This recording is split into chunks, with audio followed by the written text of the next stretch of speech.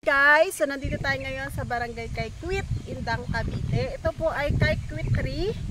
So ang cut po namin dito ay 1,000 square meter. Ang per square meter po namin dito ay 2,500 sakas po yun. Ngayon, kung 1 year to pay, ang per square meter niya ay magiging 3,000. Ngayon, kung 2 years to pay naman, ang magiging per square meter niya ay 3,500.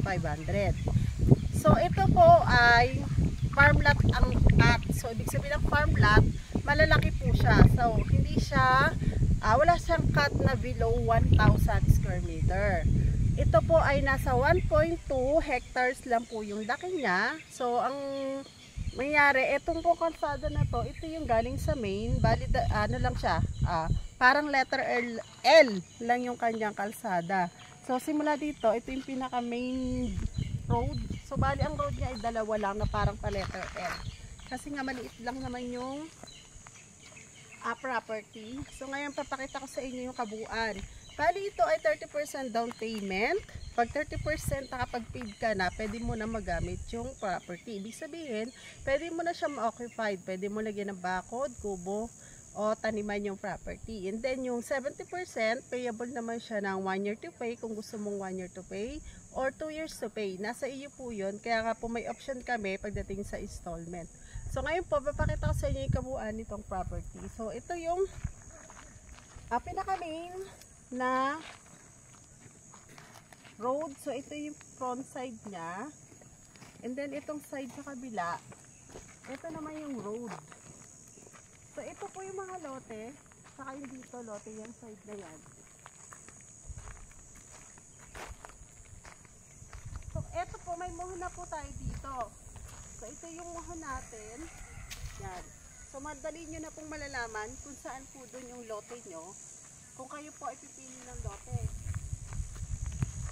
May mga muhon na po siya. So, ito yun. At saka ito yung pinaka-frontage niyan. Hanggang doon. So, diba 1,000 square meter?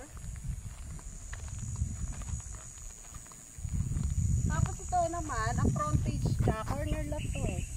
So, yung frontage niya, doon at saka itong side. Kasi itong side naman na to, ito naman yung frontage niya, yung mga property na nagsigaling.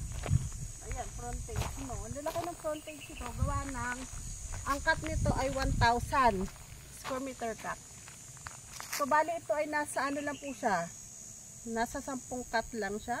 Kasi malalaki po yung cut. Yung iba po ay 1,200 square meter yung cut.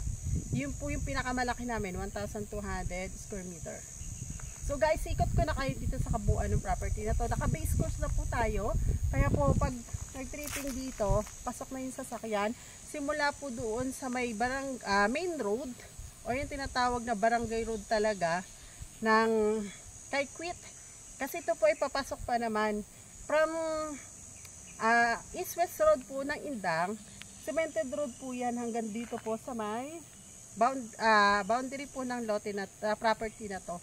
So ito lang po yung base course, itong property na to.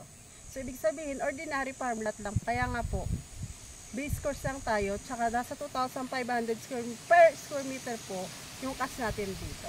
So guys, ikot ko na po kayo dito sa property na to.